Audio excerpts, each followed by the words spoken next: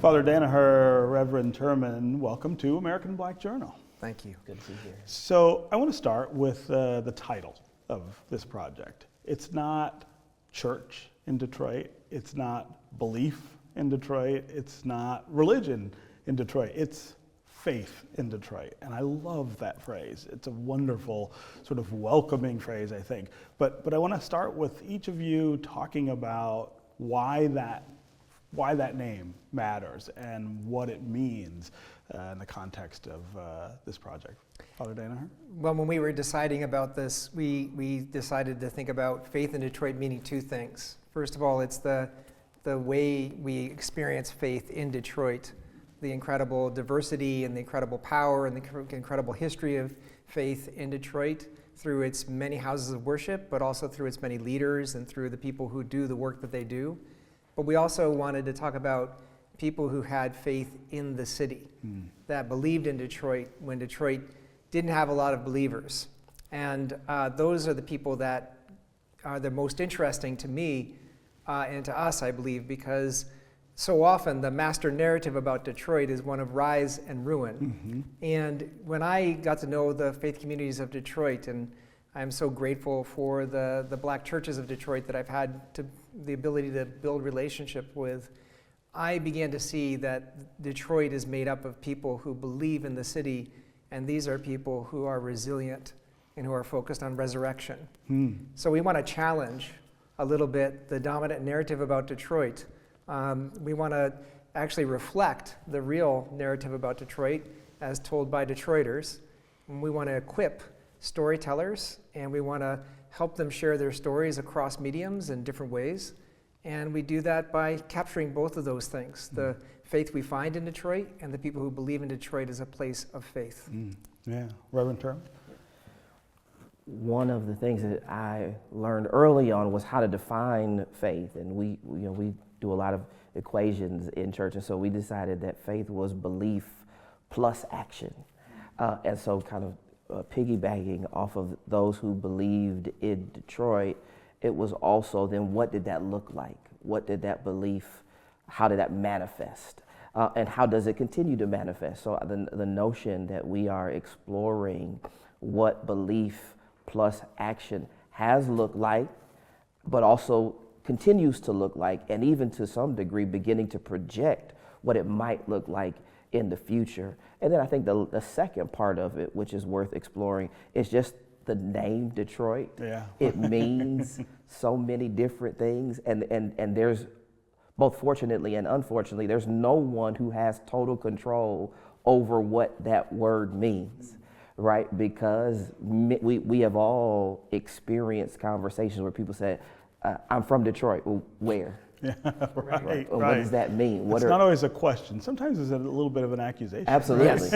absolutely. And so I 100%. think stepping into that conversation of what it has meant and this journey of defining both faith and defining Detroit was something we really wanted to not shy away from, but really intentionally engage. Yeah.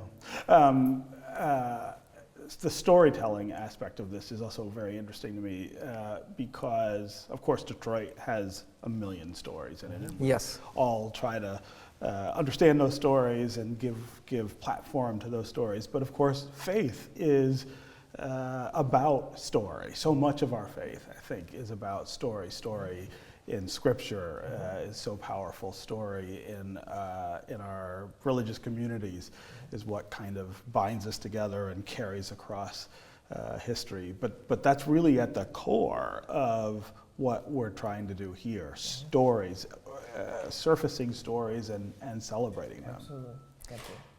When I came, I'm not from Detroit.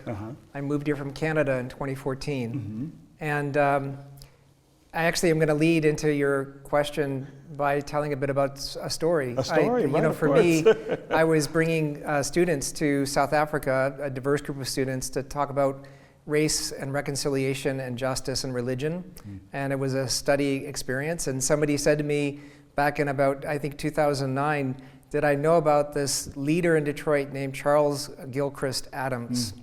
And I began to follow Hartford Memorial Baptist Church. And when I was being when I was discerning with this congregation, Christ Church Cranbrook, I began to study not only Cranbrook, but I was studying Hartford Memorial Baptist Church. And as soon as I got here, I was able to meet not only Charles G. Adams, but his incredible son, Charles Christian Adams. And he invited me to preach at Good Friday at Hartford Memorial Baptist Church. And the text that I was given was from Luke.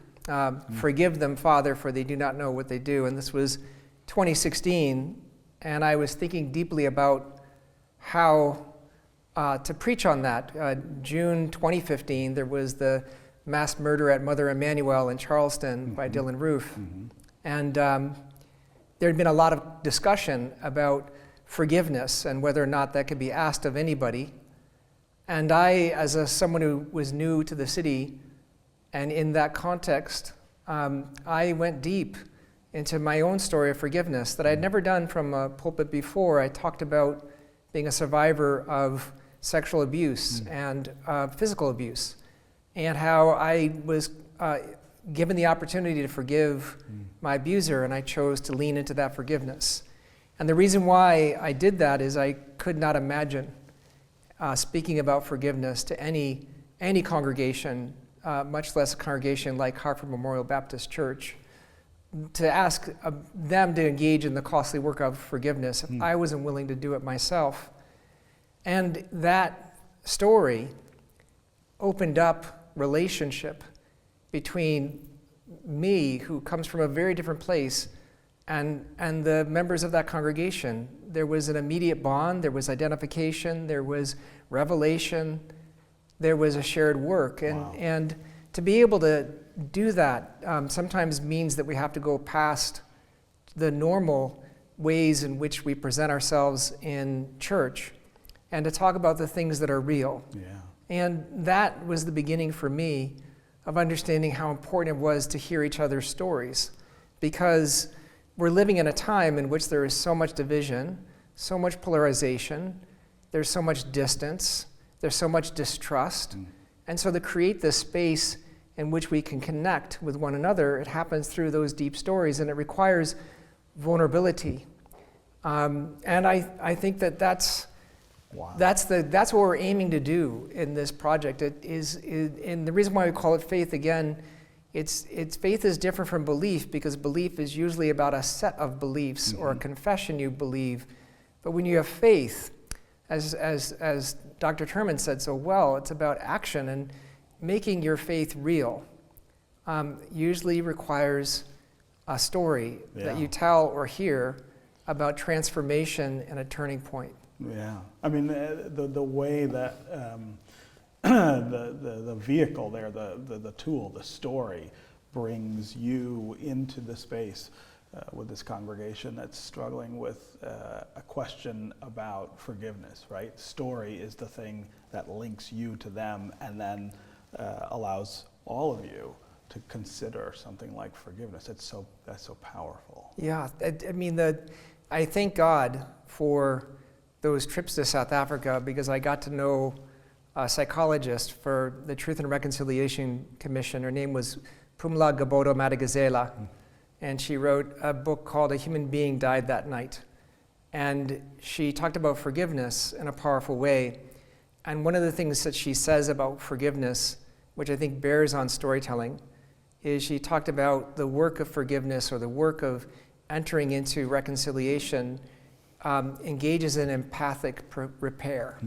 Empathic repair. Wow. And I feel like if I were going to think about the work we have to do constantly as a country, it's empathic repair. Yeah. And when I see the... need to feel You need to feel, what or you can, yes. or what you feel. Yeah, and when I see, the best selves in Detroit, they're people who have that work of empathic repair is just what they do. Yeah. When they work across difference, or when they try to build bridges, or when they try to do something great or beautiful or visionary, there's a kind of faith in that. So that and the stories that tell that capture all the nuances that you couldn't get just by a slogan or just by a conceptual description of it. Yeah. Reverend Turman, in the Black church in particular, story, I think, carries us across history in super important ways. Talk about how in this project that through line of narrative and story will. Well, if you think about it, oftentimes we identified leaders by their ability to tell stories. If you could command a crowd, they put you in the pulpit.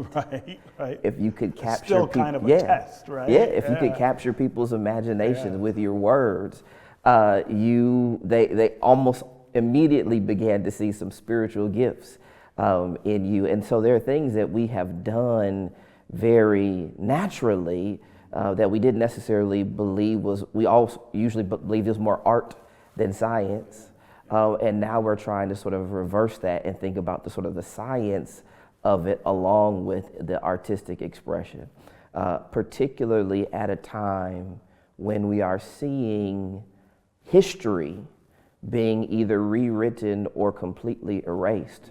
Perhaps there is no more important dialogue than how we tell our stories, how we embody memory, and how we pass it along, how we tell it honestly, and not just the parts that we celebrate, how we learn to tell, and I think that Father Bill kind of showed this, we have a responsibility to tell both individual stories, but also collective stories, and how they feed both, how we give permission to both as we empower one. And so our hope is, particularly on our side, that we will do the work of giving the opportunity for ministers and faith leaders to reflect on the work that they've already been doing, to be more intentional about it then going forward as well. Yeah. Let's talk about how this project reaches individuals, people living here in Metro Detroit, and I guess what you hope they'll draw out of it. So the way we conceived of this is we wanted to create a kind of ecosystem of storytelling, but there's, in all reality, an incredible ecosystem already. Mm-hmm. And one person I've been watching for a long time is Satori Shakur, and her incredible work with the Secret Society of Twisted Storytellers. Right. And I'm a huge fan of hers, and a huge fan of that work. And I see so many layers every time I go. It's an amazing experience. And so that's one form of storytelling, right? That's the person on the stage in an audience who's actually invited to be empathic at the very beginning. She has an incredibly wonderful approach. But the more and more I spent with people through different projects I did with a collaborator in Detroit on art, with Billy Mark, who is a interdisciplinary artist and remarkable performance artist, poet, I began also seeing the stories that are not rehearsed, that don't appear on stage. And I see the artistic community that's looking to find ways to improve their skill as storytellers, not just for the stage, but maybe in written print. So we wanted to find partners who could help us at the most basic level meet the storytellers and have the trust to tell us their stories. And Detroit PBS is an amazing partner because the model of Detroit PBS is you lead, we follow. It's a community-based organization in terms of the way it invests in the communities. Because of the work I do through my church, we actually know a lot of the same people. And that allowed us to think about Detroit PBS being a key partner because of their understanding of how we have to be in the midst of the community. And I also want to say that we're very careful, and I'm in the midst of developing funds, because I don't want, wherever we go, to have our story be merely extractive. I'm aware that people often go into a community and they take the story. Pull the story out. And it's the last thing, that they can take. And that's not right. So we're going to be developing a grant system to actually invest in the communities that we go into. And my goal is also to empower the storytellers. So we're not there. It's a beautiful thing, and I did lead with my own story, but it's a beautiful thing when you, as the person who's looking for the story, can get out of the way and become transparent and allow that person to tell their story.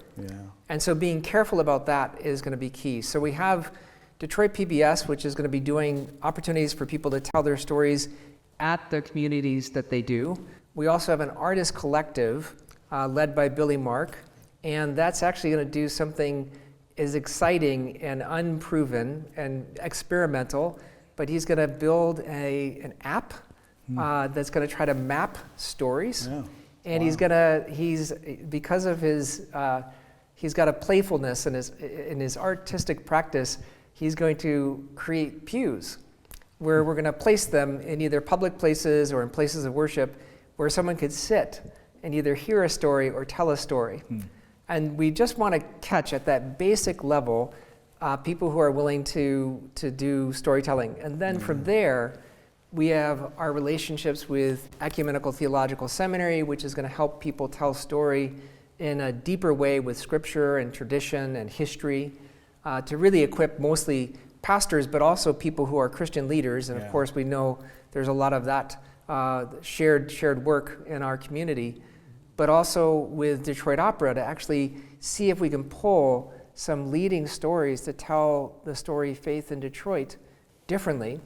And then I'm really excited to be working with Oakland University in the Center for Public Humanities, because there are people who want to tell their story. They may not be drawn to Satori Shakur's approach, and she's a consultant for us, and we're working with them, but they may want to tell their story in written form. And so we have an online journal that we're going to be doing, as well as intensives.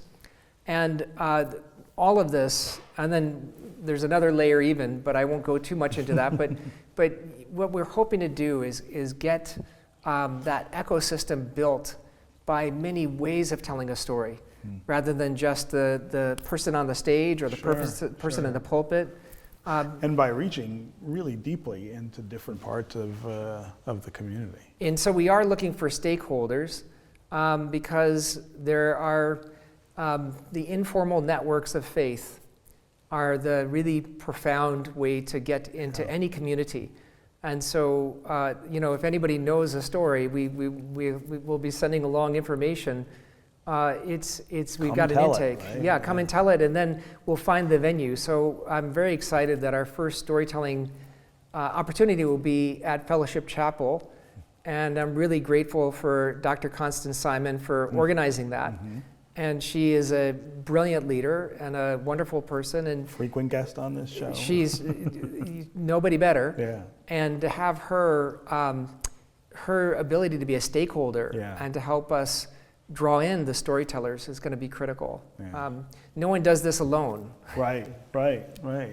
If I can be ever so critical of the church, I think historically the church has had a difficult time holding stories that did not fit neatly into the church. And so one of the things that made this project attractive was Father Bill's intention on creating spaces outside the church to still tell stories of faith, right? I think that one of the things that we're seeing, particularly in these days, that people are coming to and expressing their faith in numerous ways outside of the church. Now that makes church people anxious. A little nervous, right? But I still think that it's valuable. And I think the church has an opportunity to reflect on why we haven't been able to make room for some of those stories. And so there are going to be people who look at our project and say, well, what's the opera here for? Or what are the schools here for? And the point is that we're trying to create as many avenues, as many pews, as many doors, and put up as many microphones as we can to capture compelling stories. And so that's what I'm excited about. One of the things this reminds me of is the recent opening of Michigan Central and the efforts that were made there, in part with Detroit PBS, to get people to come tell their story through that venue, right? So many families and institutions here have connection to the train station, getting off of that train and becoming Detroiters. The church, the Black church, had a huge role in welcoming African Americans from the South through there. It sounds a little like this could be the same kind of opportunity for people to connect in a way that they hadn't thought of before with that storytelling. Well, and Destination Detroit is one of the great things that Detroit PBS has done. And that's kind of the first draft, as you will. It's just the moment where someone tells their story in that first bit. Mm-hmm. And then our hope is to give people the opportunity to work with them and alongside them as they explore ways to extend that narrative. To amplify it. And that's basically, I think that's really well said, because I found all of that so moving, because you could see when someone's telling the story, the resilience build inside. There's this psychological studies have shown that if you know what your grandparents did, you are stronger in the face of adversity or challenge or difficulty. And just knowing them is a way of moving forward and gaining resilience. And those stories in Destination Detroit are incredibly beautiful and painful. And the ones that I've kind of focused on are when there was the community of faith right there, ready to welcome and to assist. Yeah. I grew up at Second Baptist Church of Detroit, and there is a remarkable thing that happens when you shift from hearing a story to telling a story. And so I grew up hearing those stories of the Underground Railroad and eventually beginning to take those stories for granted, because it's not a tourist destination for you. It's where your church. It's just your church. Your dad's office is upstairs. But eventually you grow to a point, for me in particular, where people would come and all of a sudden you're doing the tour yourself. But in the very real sense, you're telling the story yourself. And so it shifted from being a story I heard to a story I began to hold, and then to a story I got to tell.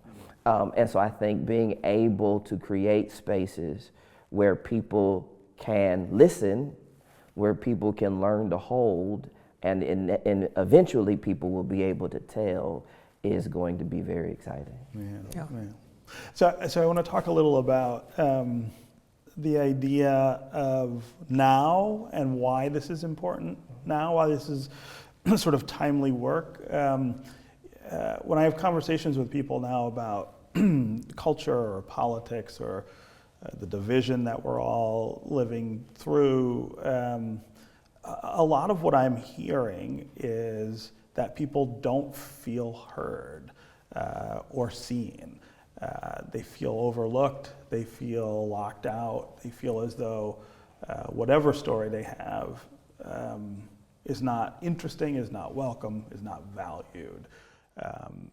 It seems like this project kind of fits right into that space, not just to get people comfortable telling their story, but to feel heard and to feel seen, which connects to all of the things that I think we're trying to resolve as a nation and a culture right now. That's beautifully said, because I feel like there's a couple of dynamics. Obviously, there's the polarization, which has been expertly created by forces, right? Let's give the devil their due. Yeah. It's been really well done. And when you actually hear the full story, it's harder to take sides. And I also think that we want to equip stories to understand how storytelling can move across different modes of communication. Both Dr. Turman and I know and have the battle scars of doing church during the pandemic. And Right. so many churches, when they do a sermon online, they basically cut and paste what you would have heard in the pew right onto YouTube. But in fact, people interact differently with the stories or with the sermon if it's not many people have the space to listen for a half hour to someone go on, and maybe not in the pews too, but it's more of an event in the pews, I guess. But we want to equip people to understand the nuances when you move through different media modes, and it's critical because the stories that I think the faith communities of Detroit tell are those of connection, are those of repair, of reverence, of relationship, of recovery. And those stories are critical right now, not just in terms of the form they take, but the content they take. Because I felt part of another point of interest for me, or point of departure for me when I did this, is when Detroit was described in such ways during the last election campaign, I realized that was not the Detroit that I knew. And the Detroit that I knew was not a place, I don't even want to use the word, right? But there was something here that was so real in terms of the connection that people have to one another, that storytelling was maybe the only way to preserve it. Because, and I realized, there's nothing naive in the forces of polarization. They describe Detroit in pejorative ways because they want us to lose faith in ourselves. They want us to accept a different frame. To believe the falsehood. To believe the falsehood. And so storytelling is truth-telling, and it is complexifying, right? But it doesn't mean it's unaligned. When you tell the truth as the truth is, it usually does present you with an option. You could either accept the truth or not, right? But the problem with storytelling is when the truth comes that way, we also see ourselves, and we are a little bit less inclined to be frankly, violent in our actions, right? So the storytelling is meant to create resilience. It's meant to be a way of telling the truth. Dr. Turman is right that the church sometimes doesn't treat its storytellers well because we have a hard time. It's like, where does it fit, right? Yeah, we have a hard time framing the story in a way that has ups and downs and ins and outs and threads that we can't hold together. Those are some of the most important stories, right? The ones that we can't fully resolve easily because God is not finished with us. Right, yeah, that imperfection. Yeah. If I had sort of autonomy over the program, I would give it its own tag, which is there's still more story to tell. Always more. I think that one of the things that we have had to come to terms with is the church in particular has gotten comfortable with telling a certain type of story, and for all intents and purposes, ignoring any other stories that didn't fit into those models. And so we are coming to this moment at a time when there are so many people in the culture feeling aggrieved, so many people feeling like their story hasn't been fully told, hasn't been honestly told.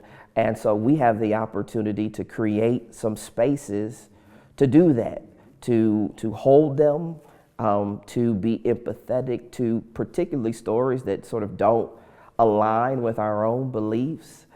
It's interesting to hear or watch people that you feel have always been powerful speak of being victimized. And how do we wrestle with that? But there's another way to look at that, because there are people who have been able to dominate the stage, and all of a sudden they've been told no, you only get 30% of the stage. Well, now, is it equity? Yes, but to the person who's had the whole stage, all it feels is things are being taken from me. That's true for dominant racial cultures, but it's also true in religious cultures and different socioeconomic statuses. So, I think that one of the opportunities we have is to create space, to create more spaces for people to hold not just their story, tell other stories, but then also in the midst of everything that we're doing, acknowledge that our stage has limitations. And our hope is that when we conclude, we'll remind people that there's still more story to tell. Right. And we'll go forth and make space for that. Well, Father Danaher and Reverend Dr. Turman, great to have you both here, and congratulations on launching this really wonderful work in our community. Thank Appreciate you. it. Thanks for Appreciate having it. us.